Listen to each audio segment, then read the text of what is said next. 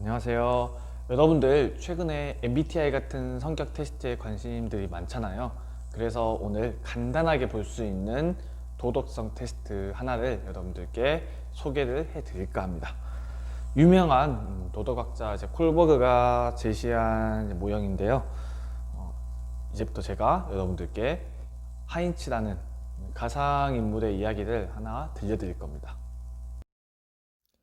하인츠의 아내가 희귀한 암으로 죽어가고 있었어요. 그런데 그 마을에서 약사가 암의 치료제를 개발하는 데 성공합니다. 당연히 이제 하인츠는 아내를 구하기 위해서 힘을 다해서 돈을 열심히 모아보지만 약값을 다 모으지 못해요.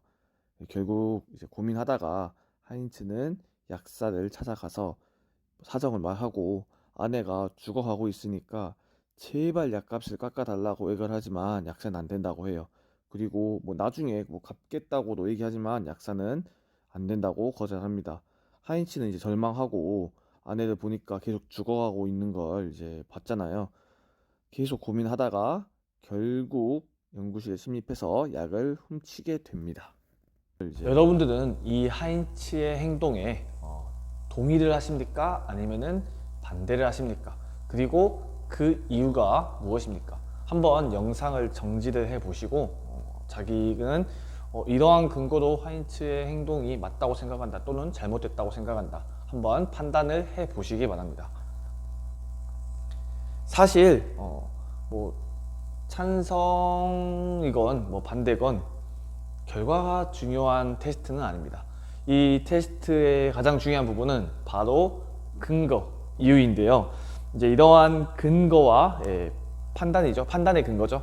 그래서 이러한 이유를 기준으로 콜버그가 도덕성의 6단계를 제시를 합니다. 자, 첫 번째는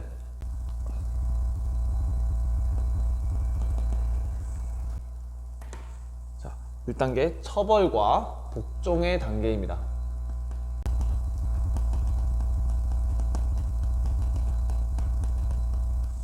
자, 가장 저 레벨이죠. 그래서 유아기 아이들에게 많이 볼 수 있는 특성이기도 한데요. 이제 이 단계 같은 경우에 너 왜 그런 행동을 했어? 그걸 물어보잖아요. 그러면은 이렇게 하면 혼나니까요.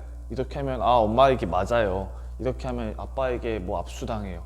이런 식으로 자기 스스로 행동하고 하기보단 판단해서 행동하기보다는 기존에 있던 룰에 대해서 어떤 복종과 처벌의 자세로 임하는 거죠. 그래서 뭐 예를 들어 1단계 수준에서 뭐 근거를 냈다 그러면은 하인츠는 뭐 약을 훔치지 말았어야 했다. 왜냐하면 뭐 그가 악을 훔쳤을 때 뭐 그에 대한 뭐 처벌이 있으니까 감옥을 가야 되니까 그렇죠. 그렇게 이제 말을 하게 되면은 1단계에 이제 머물러 있는 거고요. 자, 이제 그 다음에 2단계.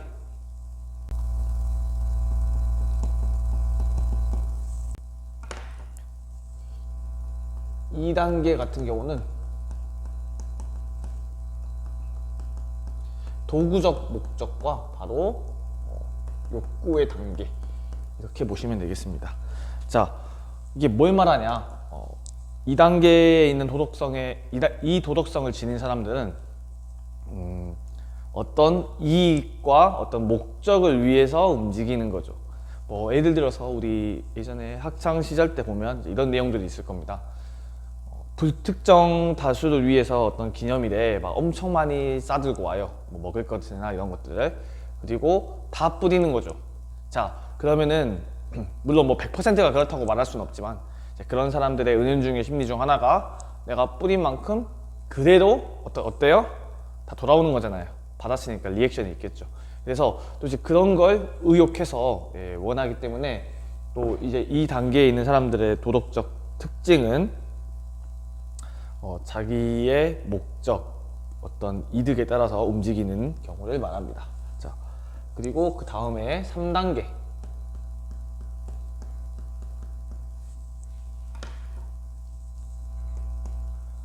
이 단계는요,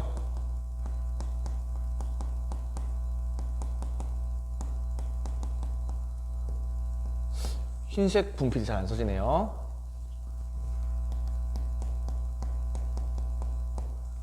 자, 좋은 사람 원리, 관계에 주목을 해야 되는데요. 예를 들어 우리 이런 경우 있죠. 친구가 뭐 도둑질이나 컨닝을 하게 됐다는 사실을 알게 됐어요. 그런데 그거를 쉽게 뭐 윗사람이나 이렇게 다른 사람들에게 알리기가 쉽지 않죠. 왜요? 그렇게 하는 순간 그 사람에게 손절당하잖아요. 그리고 막 선생님께 뭐 일렀다, 뭐 꼰질렀다, 뭐 이런 식으로 또 말을 하잖아요. 그렇기 때문에 이 단계에 있는 사람들은 주위에 있는 또 관계나 어떤 친구에게 그렇게 그런 바라보는 시선, 사회의 시선 그런 것들을 의식하는 거죠. 그래서 뭐 3단계에서 뭐 하인츠 이 이야기를 뭐 분석을 한다면은 자, 약을 훔쳐야 한다 라는 이유를 3단계에서 된다면은 만약에 그렇게 훔치지 않으면은 사회적 비난이 오니까 야, 아내가 그렇게 죽게 만들어도 네 사람이야? 그리고 반대로 약을 훔치지 말아야 된다. 약을 훔치면은 에이 아무리 그래도 우리 지켜야 될 법이 있는데 왜 해? 이런 식으로 사회적으로 비난을 또 하는 게 있겠죠. 그래서 하인츠 딜레마 같은 경우는 결과가 뭐 같은 이유에서도 찬성 반대가 나오기 때문에 결과보다 근거에 주목을 하시면 되겠습니다. 자, 그리고 그 다음에 4단계입니다. 4단계는 정상적인 뭐 도덕 정규 수업을 받고 이렇게 잘 자라왔으면은 보통 2단계에 많이 오게 되는데요. 준법 정신과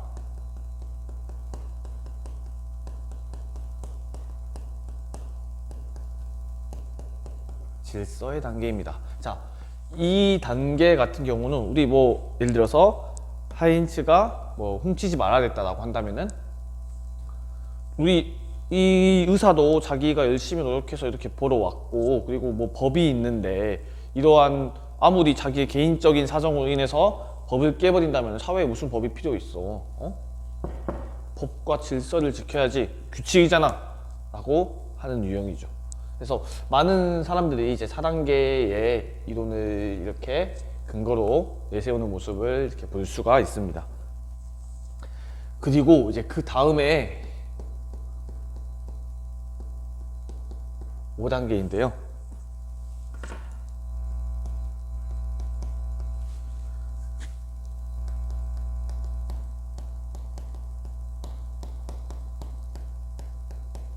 자, 이 단계는 자, 이 4단계에 문제가 하나 있습니다. 자, 4단계의 문제가 뭐냐? 자, 그럼 과연 법을 잘 지키는 게 무조건 도덕적인가? 라는 거에 대한 의문이 생기죠. 자, 예를 들어 우리가 우리 힘으로 뭐 법을 잘 지키는 선에서 투표를 통해 어떤 대표자를 뽑았다 칩시다. 그런데 그 대표자가 자기의 권한을 남용하고 뭐 국가를 망치는 일을 했어요. 근데 그거 법적 절차에 따라서 막 우리가 우리 힘으로 뽑은 거죠. 근데 문제가 나온 거잖아요. 그리고 예를 들어 독일 나치당이 이제 집권을 해서 뭐 법을 만들었어요. 그런데 독일 시민들은 그 법을 잘 지켰어요. 뭐 유대인들 학살해다, 우리 게르만 우월주의 이렇게 해서 잘 학살했는데 차별하고 했는데 그거 법이었단 말이에요. 그런데 독일 시민들 입장에서는 그게 준법 정신과 질서를 잘 지켜주니까 그게 정당한 거예요. 그런데 이렇게 봤을 때 법에 문제가 있다는 거죠.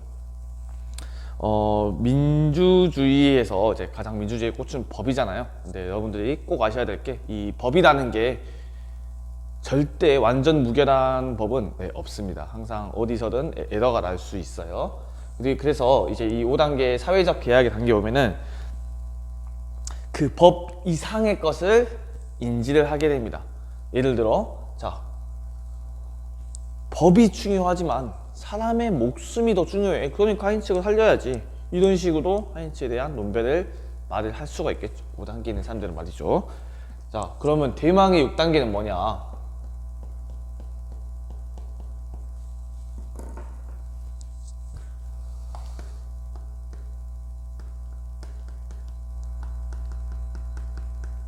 바로 보편적 도덕 원리의 단계인데요.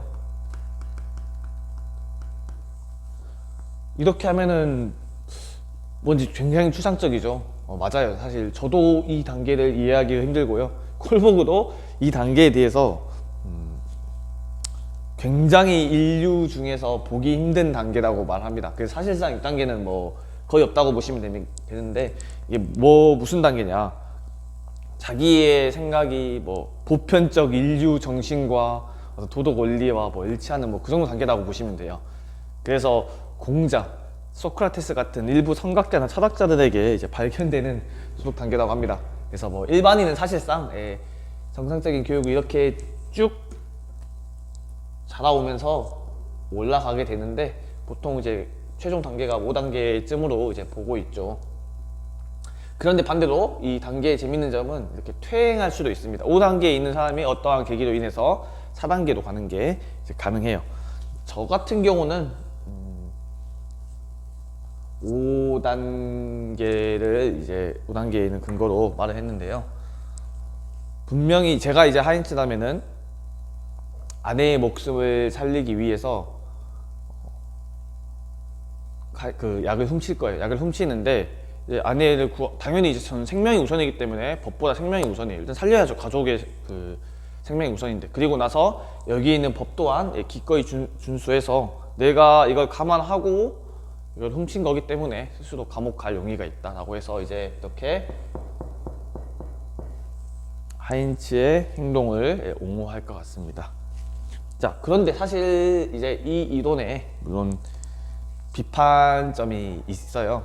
사실 이렇게 뭐 콜버그나 뭐 놀즈, 뭐 칸트, 동양의 뭐 주자같이 그 학술 어떤 분야에서 정말 권위 있고 이렇게 저명한 사람들은 있잖아요. 그만큼 비판도 엄청나게 받습니다. 왜냐? 유명하니까요. 자, 그래서 이 콜버그 또한 이제 엄청난 비판을 받게 되는데요. 아마 저라면은 이 비판을 다 못 견디실 거예요, 멘탈이. 자, 이 이론 같은 경우는 사실 콜버그가 남자 아이들을 상대로 이렇게 몇십 년간 면접을 통해서 얻어낸 결과거든요. 그러다 보니까 과연 이게 말로는 이렇게 하지만 과연 또 이거 인지 능력과 실천 능력이 똑같을까 하는 이제 비판을 받게 되고, 그리고 어떻게 보면 이거는 서구식 마인드의 개인주의, 이성주의 입장에서만 측정을 했지, 어떤 또 공동체주의 사고관에서 이걸 했을 때 이게 과연 맞아? 라고 이렇게 비판을 가할 수가 있어요. 그리고 또 이제 여성 윤리학자들 같은 경우에는 이거는 너무 그 남자아이들만 측정했잖아요. 그래서 어떤 남자들의 어떤 합리적이고 이성적인 생각 위주로 해석을 했기 때문에 또 이러한 감정적인 부분, 공감, 배려적인 부분을 너무 간과했다. 또 이제 이런 비판도 받게 돼요. 그래서 실제로 이제 최근에 2010년 이후에 어떤 도덕 트렌드를 보면은 어떤 이런 도덕 단계, 누구는 도덕성이 낮아, 높아 이렇게 하기보다 각자가 가지고 있는 모든 도덕 판단의 베이스가 다르잖아요. 누구는 자유주의 기반에 자랐고 누구는 공동체주의 기반에 자랐어요. 이거는 가정 환경과 배운 학교 환경에 따라서 사람들마다 천차만별이에요. 그래서 다각적으로 평가를 해야 된다. 뭐 누구 하나를 열등하다, 우월하다 이렇게 말하기에는 조금 어려운 점이 있다는 게 요즘 이제 도덕 트렌드죠. 그런데 이제 이러한 비판에도 불구하고요, 어떤 콜버그가 이런 도덕성의 이론을 심층적이고 체계화를 시켰다는 점에서는 큰 의의가 있죠. 그래서 여전히 요즘에도 자주 쓰이는 이제 딜레마 주제이기도 합니다. 오늘 영상은 여기서 마치겠습니다. 감사합니다.